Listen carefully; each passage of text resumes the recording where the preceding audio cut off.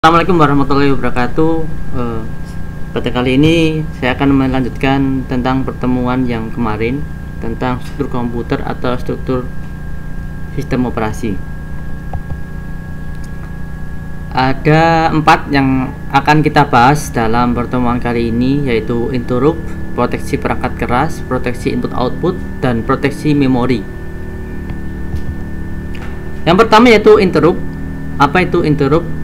Adalah proses dalam komputer untuk meminta dilayani oleh CPU sesuai dengan tingkat prioritasnya yang telah diatur sedemikian rupa oleh sistem hardware komputer. Oke, jadi interrupt itu nanti misalnya sesuatu hal, misalnya kita mau klik apa yang copy misalnya, minta untuk komputer dilayani gitu. Nah, apabila nanti ada yang error, maka tampilan akan dimunculkan seperti itu.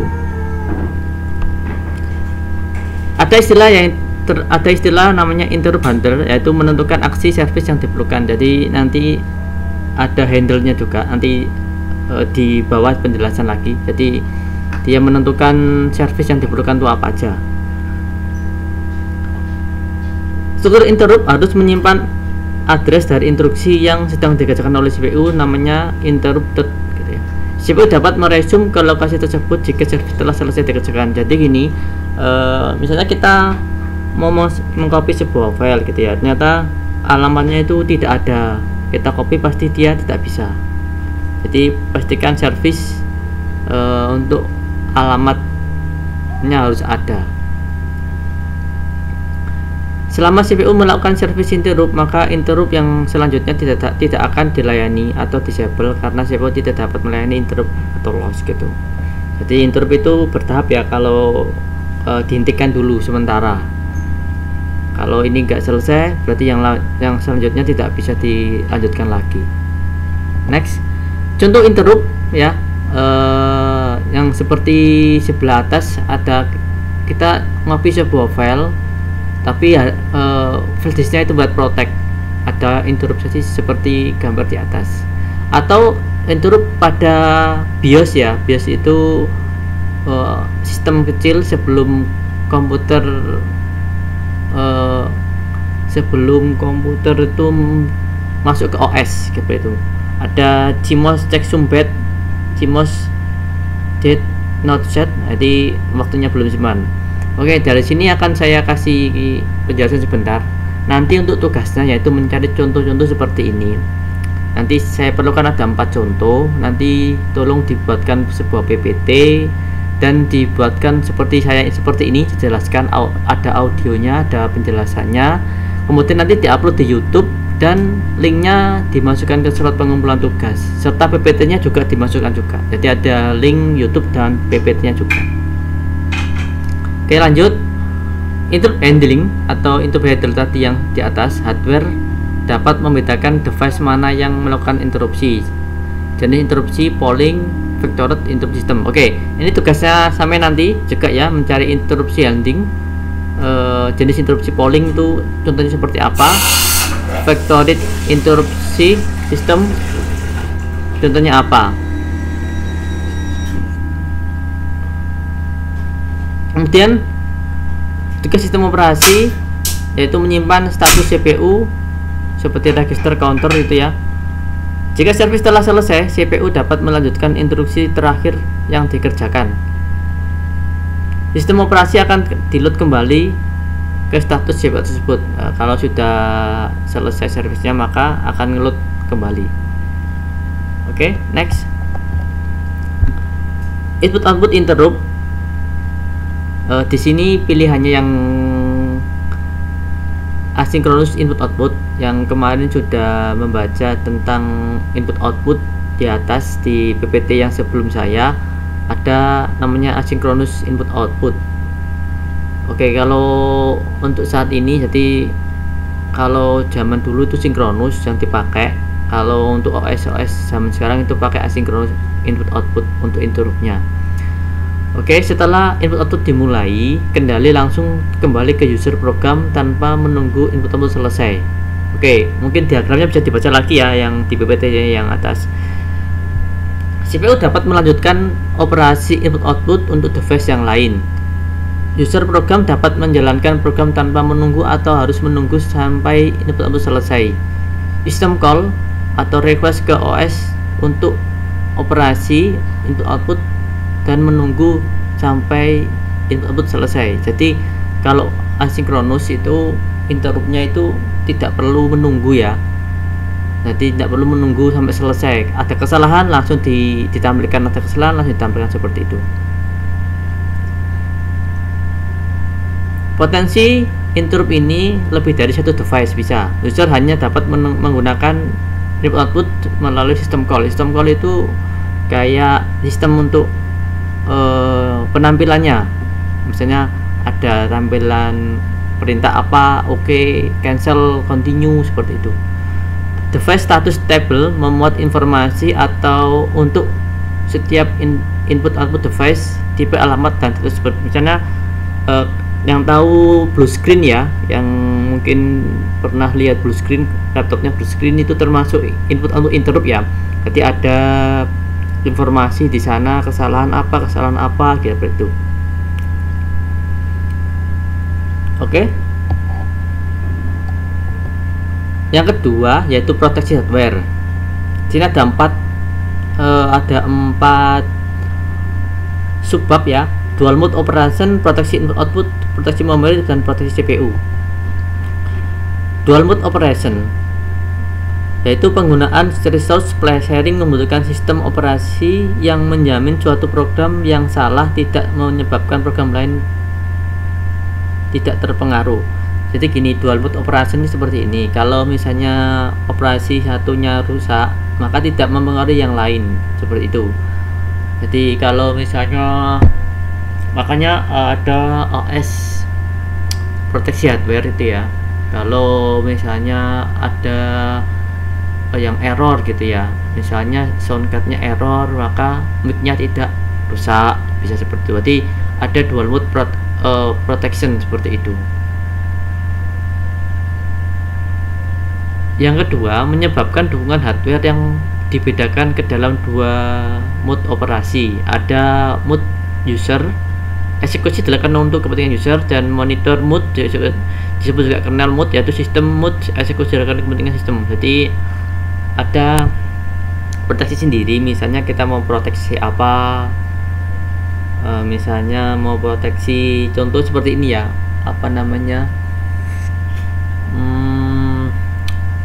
kayak sistem di sistem operasi itu ada namanya firewall itu ya.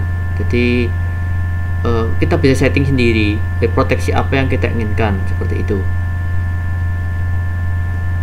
Atau monitor mode ya, monitor mode itu maksudnya proteksi apa, jadi default proteksi, jadi proteksinya untuk default CPU apa, tapi juga bisa user mode, jadi proteksi itu bisa kita setting dengan sesuai kehendak kita. Kemudian mode bit ditambahkan pada komputer hardware CPU untuk indikasi mode sekarang, mode 0 atau mode 1. Oke, biasanya ya ini untuk mode bit gitu ya. Saya lihat lagi, jika terjadi interrupt atau error, hardware mengubah ke monitor. Jadi seperti ini.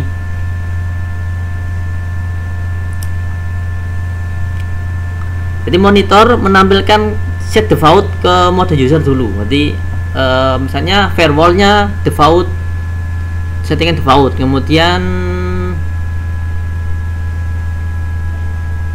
user mau menginterrupt, contohnya menghentikan firewall, itu juga contoh bisa. Jadi kita setting gitu, maksudnya mode user kita setting, itu contohnya seperti itu ya. Untuk mode bit ini hanya dalam penambahan ke apa ya, istilahnya itu alurnya ya, jadi nggak signifikan. Yang signifikan itu ada gambar di bawah itu. Jika monitor menampilkan default ke user, kemudian kalau ada apa-apa bisa di setting diubah oleh user untuk interruptnya. Misalnya mematikan firewall, Nah, itu contohnya ya, bisa dibuat contoh untuk tugas tadi ya. Oke. Proteksi input output. Oke, tadi ada dual mode protection. Sekarang proteksi input output. Semua instruksi atau input output disebut instruksi privilege gitu ya. Apa maksudnya? Hanya dapat dilakukan melalui OS. OS dapat mencegah request ke input output dengan melihat mode saat ini gitu. OS menjaga supaya program user tidak dapat menjadi monitor mode untuk mencegah user melakukan program melakukannya, menangani interupsi dengan mengubah alamat interupsi vektor, mengubah status dan data pada device tabel. Ini contoh sistem call untuk pengoperasian sistem output ya. Jadi ini ada sistem call, ada trap monitor, kemudian perform input output, ada return ke user. Jadi sistem call dia ke case end, dibaca dan ditambahkan lagi sistem call seperti itu. Proteksi memori melindungi memori utama, melindungi memori terutama untuk isinya. Jadi misalnya proteksi memori itu ke memori RAM bisa, atau memori ke hard disk itu juga bisa. Nanti silakan dicari contohnya ya. Interrupt vector dan interupsi service runtime. Cara umum adalah setiap user program hanya dapat mengakses lokasi memori yang telah dibatasi. Ada ring, ada base register, limit register. Memori di luar ring tersebut tidak dapat diakses oleh user program tersebut. Contoh seperti ini, base limit sama limit. Di sini limitnya sekian, base-nya sekian. Monitor job 1, job 2, job 3, job 4. Oke, proteksi selanjutnya yaitu proteksi alamat hardware. CPU mengirimkan alamat, kalau yes maka diteruskan ke memori. Yes ke memori. Kalau CPU address mengirim address kok ditolak, maka ke trap monitoring address error, maka akan muncul error. Ketika eksekusi pada mode monitor, OS dapat mengakses semua lokasi memori. Pemuatan instruksi ke base dan limit register tergantung instruksi privilege. Proteksi CPU, ada timer, interupsi secara berkala oleh hardware, transfer kontrol ke OS. Nilai timer akan berkurang sesuai clock tick dari hardware komputer. Saat ini nilai timer 0, interrupt terjadi.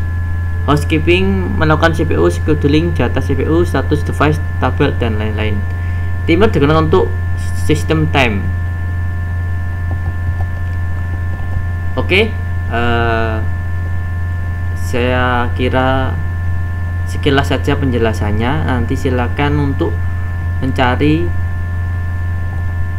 contoh-contoh gitu ya, contoh-contoh dari interupsi, proteksi perangkat keras, proteksi input dan proteksi memori. Oke, cukup sekian untuk penjelasan tugasnya, ada di bawah, nanti bisa dibaca dan dipahami dan didiskusikan di grup WA. Oke, baik, saya Kari. Assalamualaikum warahmatullahi wabarakatuh.